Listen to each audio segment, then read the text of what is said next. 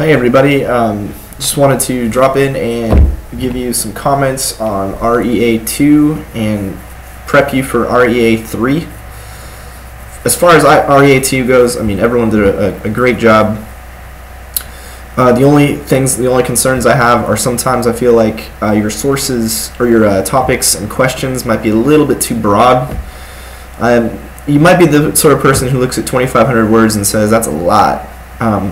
In academia, it's really not. I mean, what does it say in Ecclesiastes? There's no end to writing books. So pretty much anything that you have a question about, somebody has thought about it in some way, shape, or form.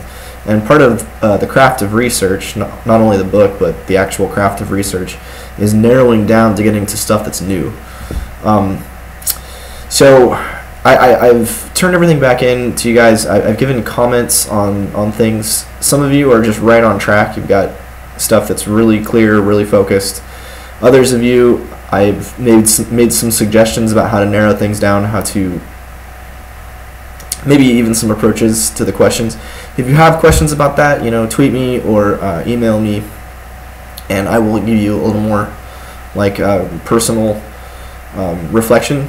But overall, I think you guys are on the right track. The thing I'm most concerned about and most happy about is that it looks like everybody's found topics and concerns that matter to them and to their congregations. And that's really all I can ask for. So we have some really cool, interesting topics. Head coverings for women. Camila, that's really cool. The Apostles' Creed in Korean Reformed churches. Emmanuel, very cool.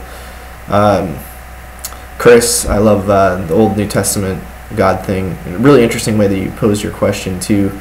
Chris sort of says, hey, what we should do is we should take two elements of the story of Scripture, and I believe you used the Exodus and then the Passion of Christ, and you're demonstrating, or you're going to show, or your question is something like, does God demonstrate the same character in both of these events? That's it's an interesting question, so I'm really curious to see how that turns out. Anyway, so carry on, good stuff, guys. For almost all of you, I think I've made recommendations on first or second sources. That's important for this week. REA3 is your introduction to your bibliography. I would highly recommend that if you have any questions about bibliographies, that you look in course documents, and I have uploaded a file that my friend Seth put together. It's called Choosing Good Sources, and it's sort of like a how-to guide. It's sort of like it's the Cliff's Notes of choosing good sources. One of the hardest things, and this is not something that you really can be taught, it's just something that you learn over time, is discerning the difference between a good source and a bad one. Please look at Seth's PDF, Choosing Good Sources. Choosing Good Sources. He has really, really important things, like if your source is a website and that website does not end in .edu, it's probably not very good. And that's not to say that what's on the website isn't valuable. It's that the website hasn't been vetted by peers, by other academics, to make sure that the person writing on the website is familiar with the conversation as it stands. That's why it's really critical that you choose books that are by reputable publishers. Names like Baker Academic, University Press are huge in biblical studies and theology. Of course, anything in Cambridge, Oxford, any of those, Duke University Press, Notre Dame University Press, stuff like that, all excellent. Baylor's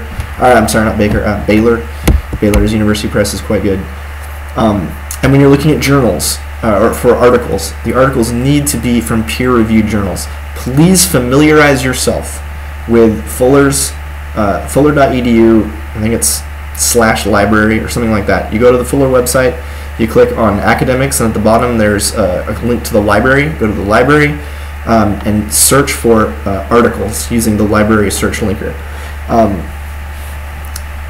At the beginning, you're not going to know which journals are good, which ones are bad. That's okay.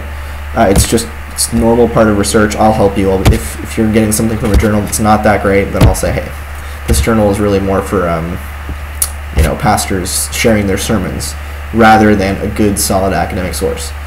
So this week, you will not be penalized for making a mistake and choosing a bad source. Really what I want to see is that you can produce a bibliography in Turabian format, use the Turabian the easy way. There's just a little section on there about bibliographies. Just do your best to copy the format as best you can,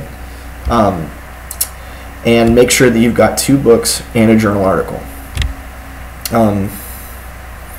Yeah, I'm not here to slam you, but it is in your best interests to choose good sources now. So the best thing that you can do for yourself, the best thing, is to find a book on your topic that has been published in the last 10 years by a good publisher.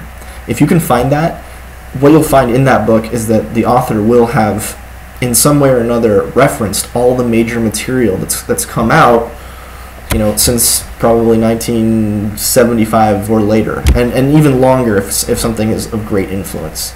So, for example, in my dissertation topic, atonement, when I read books that are published in 2011, 2012, 2013 on the atonement, I'm going to see in the introduction or in the arguments that they're going to reference the major works on atonement throughout the tradition, in the 20th century, and then in this century.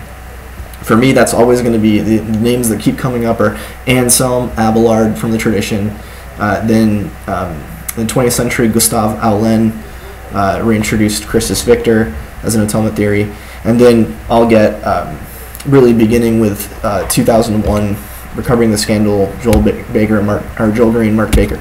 My point is that a good, well-established book will actually help you in your research, because he or she will point you to other sources that are valuable for you. So it is in your best interest now, at the very beginning of your research, to locate a source that's going to push you in the right direction.